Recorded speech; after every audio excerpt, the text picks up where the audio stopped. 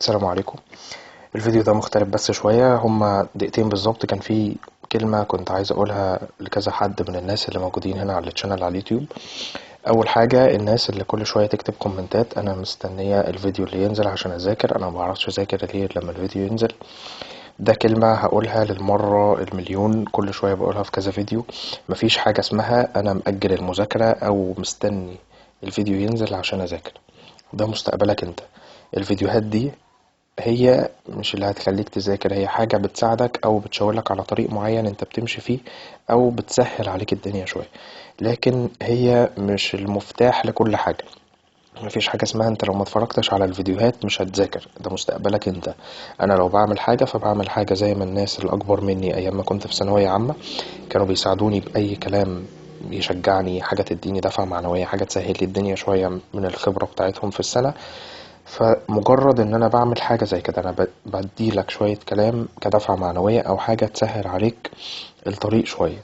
لكن مش هي كل حاجة، وان انت ما ينفعش تذاكر من غيرها، ولا ان انت تفضل قاعد موقف حياتك او موقف مذاكرتك عشان مستني الفيديوهات دي.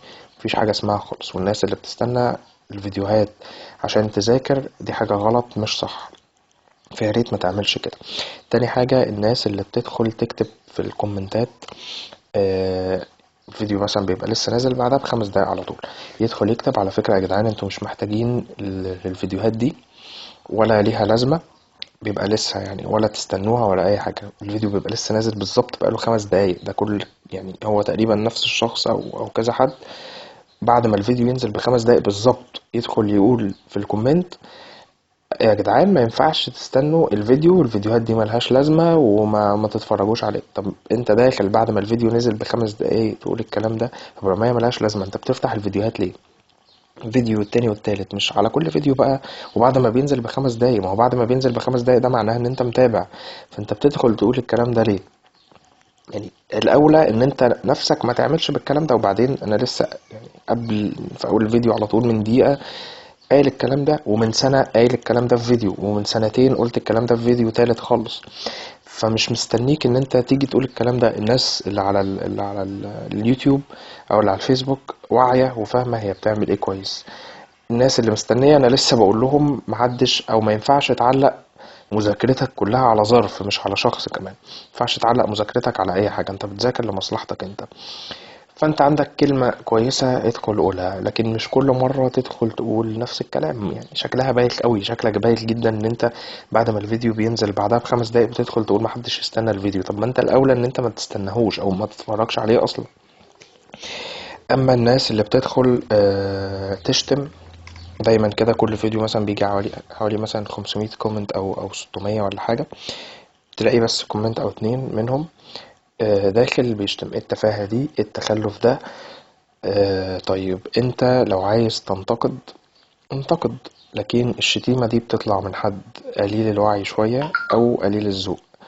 فانت لو عندك حاجة او لو في ايدك حاجة غير الشتيمة وانت شخص محترم وواعي وعاقل، فانت هتدخل تنتقد، هتقول الفكرة بتاعت الفيديو كويسة او بلاش الفكرة بتاعت الفيديو كويسة، الحاجة اللي انت بتقدمها الى حد ما كويسة، بس في ادي 1 2 3 ما كانش ينفع مثلا تعملهم. هو ده الانتقاد البناء الايجابي اللي بيطلع من شخص محترم وشخص ايجابي وشخص واعي. اما اللي بيدخل يشتم فده ملوش حاجة غير ان هي اسمها قلة ذوق وقلة وعي. فما ينفعش ان انت تدخل تشتم. وانا بسيب الكومنتات اللي فيها شتيمة دي على فكرة الناس بترد عليهم ما بمسحهاش. اخر حاجة، انا واحد عندي امتحانات ورايا شغل ورايا يعني كذا حاجة اهم بكتير من فكرة ان انا اعمل فيديوهات. انا بستفادش اي حاجة من الفيديوهات دي غير ان واحد يفتكرني بدعوة، حد لما يخلص ثانوية يتقال لي كلمة حلوة ان انت ساعدتني شوية، او يفتكرني بدعوة معينة وهو صايم ولا في اي وقت مثلا، او لما يشوف الفيديو يطمن شوية فيفتكرني بدعوة. ده كل اللي انا بستفاده. فانا يعني ولا بدور على شهرة ولا بدور على فلوس ولا بستفاد شهرة ولا فلوس من الفيديوهات دي. انا الاول عندي ان انا اقعد اركز في شغلي ومذاكرتي والامتحانات اللي هي كمان كام يوم. فاللي عنده كلمة كويسة يا ريت يقولها، انا بعمل حاجة بساعد بيها لوجه الله.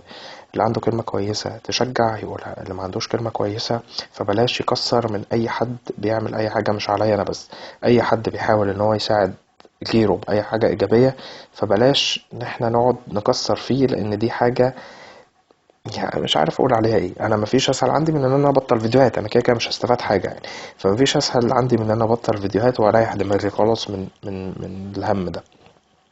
فيا ريت اللي عنده كلمه كويسه يقولها، واللي ما عندوش يا ريت اللي عايز ينتقد ينتقد، ينتقد نقد بناء، نقد ايجابي يخليه شخص واعي ومحترم. لكن الناس اللي هتدخل تشتم، والناس اللي هي عماله بتنتقد لوجه الانتقاد، او اللي يدخلوا يحطوا ديسلايك لمجرد سخافه وخلاص، فبلاش يتفرجوا على الفيديوهات اصلا ولا يضيعوا وقتهم لو هو شايفين ان دي مضيعة وقت. شكرا جدا، سلام عليكم.